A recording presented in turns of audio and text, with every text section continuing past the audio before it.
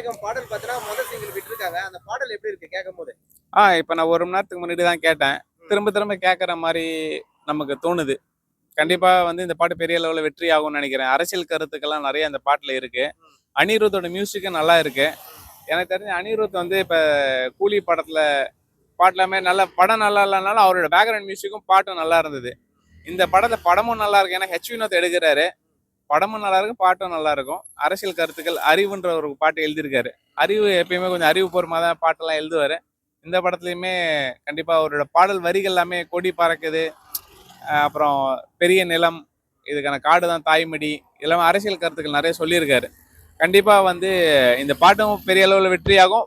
மக்களால் இதுலயும் அரசியல் ரீதியாகவும் அவர் ரீச் ஆகும்னு நினைக்கிறேன். ஓகே, இந்த கூட்டணி எப்படி இருக்கு? அனிருத், விஜய், வினோத் இவங்க 3 பேருமே தனித்தனியா இருந்தாலுமே மிகப்பெரிய ஒரு விவாதம் பொருளாகும். இப்ப எல்லாரும் 3 பேரும் ஒரு இடத்துல இருக்கும்போது அதோடைய வெற்றி எப்படி இருக்கு? கண்டிப்பா வந்து அறிவு தளத்துல, அதாவது ஒரு எப்பயுமே எல்லா டைரக்டருமே வந்து பாத்தீங்கன்னா ஒவ்வொரு டைரக்டருக்குமே ஒரு இது இருக்கும், ஒரு ப்ளஸ் அண்ட் மைனஸ் இருக்கும். சில வந்து பார்த்தீங்கன்னா ஸ்டூடெண்ட்ஸ் சிலவங்க பார்ப்பாங்க, சிலவங்க இதெல்லாம் பார்ப்பாங்க. இன்டெலெக்சுவல் ரேஞ்சில் வினோத்தோட படங்கள் இருக்கும். சாதாரணமாக வந்து அவரோட இது எல்லாமே வந்து பார்த்தீங்கன்னா சாதாரண மாதிரி இருக்காது. ஒரு ஆழ்ந்து என்ன சொல்கிறது, ஒரு ரிசர்ச் பண்ணுறவங்களோட அளவில் தான் வந்து சாதாரணமாக ஒரு டிப்ளமா தான் படிச்சிருக்காரு வினோத். மெக்கானிக்கல் டிப்ளமா தான் படிச்சு என்ன மாதிரி. ஆனால் வந்து அவரோட இதெல்லாமே பிஹெச்டி படித்தவங்களோட நாலேஜுக்கு வந்து ரிசர்ச் பண்ணி தான் அவர் எடுக்கிறார். அதனால கண்டிப்பாக பல அரசியல்வாதிகளோட வயிற்றுல புளிய கரைக்கிற மாதிரி இருக்கும் இந்த படம். ஏன்னா வந்து விஜய்க்கு லாஸ்ட் படம், அதுவும் அரசியலே வந்துட்டாரு. அப்படி இருக்கும்போது பார்த்தீங்கன்னா இந்த படம் ரிலீஸ் ஆகும்போது 2026 தேர்தலில் விஜய்க்கு வெற்றி கொடுக்குமா, இல்லை இந்த படம் தோல்வி அடைஞ்சிச்சுன்னா மிகப்பெரிய தோல்வி கொண்டு போயிடுமா? தோல்வியெல்லாம் அது அரசியல்ல தோல்வியே கிடையாது. மக்களுக்காக நிற்கிற யாருக்குமே தோல்வி கிடையாது. ஏன்னா இவர் மக்களுக்காக நிற்பாருன்னு தான் நான் எதிர்பார்க்குறேன்.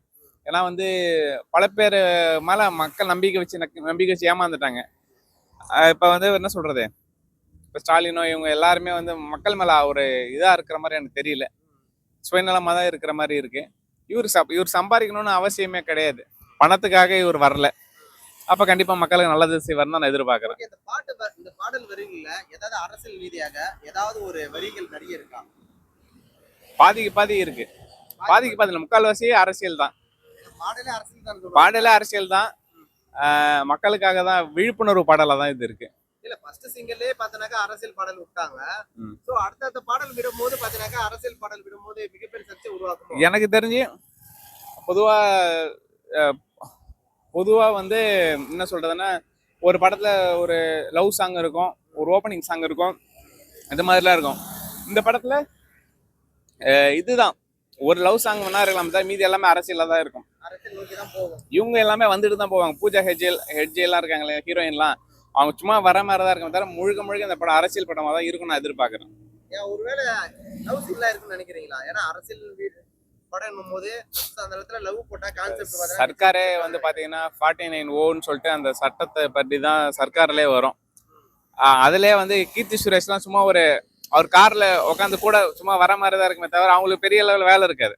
பூஜா ஹெட்ஜும் அதை மாதிரி தான் இருப்பாங்க தவிர மக்களுக்கு இப்போ அந்த சர்க்கார் படத்துலேயே அரசியல் விழிப்புணர்வு கொடுத்தாங்க.